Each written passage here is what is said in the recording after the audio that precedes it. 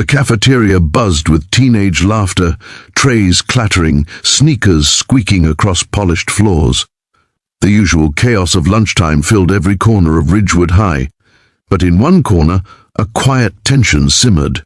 Sitting at the far end, alone at a small table near the vending machines, was Miss Harper Blake, the new substitute teacher. She wasn't like the others. Her posture was upright, her gaze firm yet calm, and even in her silence there was a kind of power around her. Most students didn't know much about her. All they saw was a woman in her mid-30s, modestly dressed, her brown hair tied neatly, her tone soft. But behind those steady eyes was someone who had survived more than anyone in that room could ever imagine. For the first few weeks, Harper had been patient. She had tolerated the whispers, the rolling eyes, the mocking tones of students who thought she was just another easy target. But among them were three who crossed all lines. Tiffany, the queen bee with icy blonde hair and a cruel smirk, Ricky, her muscle-bound boyfriend who loved attention, and Megan, the sidekick who followed every cruel laugh like a shadow. To them, Harper was weak, someone to toy with. They had no idea who they were truly provoking. It started small, a snide remark here, a paper ball thrown during attendance, a joke scribbled on the whiteboard. Harper never reacted. That calm face, that quiet, steady breathing, it frustrated them, because bullies feed off reaction, and when they don't get one, they push harder. On that day, the pressure reached its boiling point. The cafeteria was half full, laughter echoing off tiled walls, when Tiffany decided to entertain her crowd.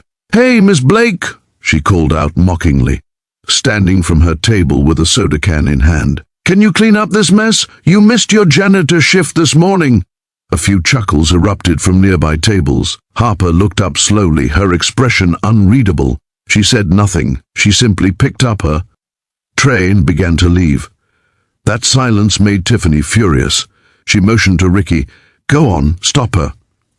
Ricky grinned, stepping in front of Harper near the exit. "Leaving so soon, Teach? We just started the fun." Harper paused, her eyes meeting his. Calm, steady, but her voice, low and composed, carried weight. "Move aside, Mr. Davis." Ricky laughed. "Oh, she knows my name. Cute." The cafeteria quieted.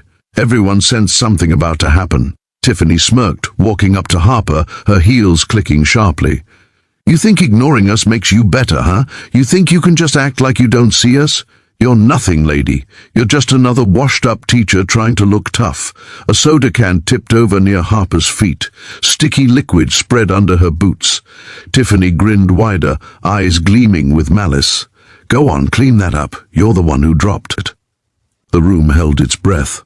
Harper didn't move. Her expression didn't change. She just looked at the puddle, then at Tiffany.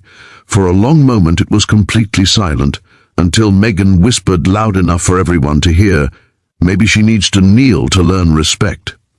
The laughter that followed felt like daggers. Dozens of students watching, recording, whispering, waiting. Ricky shoved her shoulder lightly. "Yeah, come on, show us that marine discipline you brag about," he mocked, not realizing how close his joke was to truth.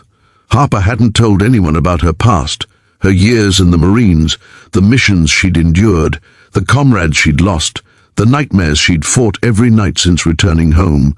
She didn't speak of it, because she wanted peace, she wanted to teach, but the laughter, the mockery, it reached something deep inside her that had slept too long.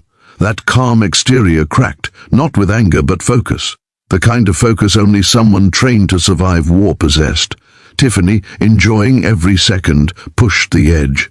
"If you're so tough, prove it. Or maybe you really are what they say, broken." Harper's hand clenched around the strap of her bag. Every instinct screamed at her to walk away, to not stoop to their level. But the moment Tiffany shoved her again, something shifted. That calm, patient Marine inside her stood up. Her eyes sharpened, shoulders squared, voice firm as steel. "Enough." The words sliced through the laughter. Ricky blinked. "What'd you say?" Harper stepped forward. One slow, deliberate step. "I said enough." The room quieted. Something about her tone didn't sound like a teacher anymore. It was commanding, like an order given on the battlefield. Even Ricky's grin faltered. Tiffany frowned, trying to laugh it off. "Oh, please, what are you gonna do?" Harper didn't answer. She simply set her bag down beside the table, eyes locked on the three of them. "You think strength is about humiliating people," she said quietly, "but real strength comes when you've already lost everything and you still stand tall." The crowd fell silent. Some students looked confused, others were frozen. Tiffany tried to recover. "Whatever, lady, we're not scared of you."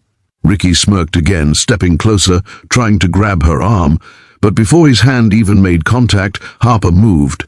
In one fluid motion, she twisted her wrist around his, spun him off balance, and had his arm locked behind his back before anyone could blink. His tray clattered to the ground. Gasps filled the room. "Marine Corps, class of 2010, she said coldly near his ear. "You're lucky I'm retired." She released him, and he stumbled back, clutching his wrist, eyes wide in disbelief. Megan froze, her mouth open. Tiffany's smirk vanished completely. "Sit," Harper ordered. The tone wasn't a shout, but it carried the kind of authority that made soldiers obey.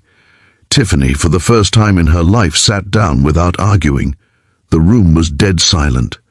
Harper picked up her bag, turned to the watching students and said, "Let this be your lesson today.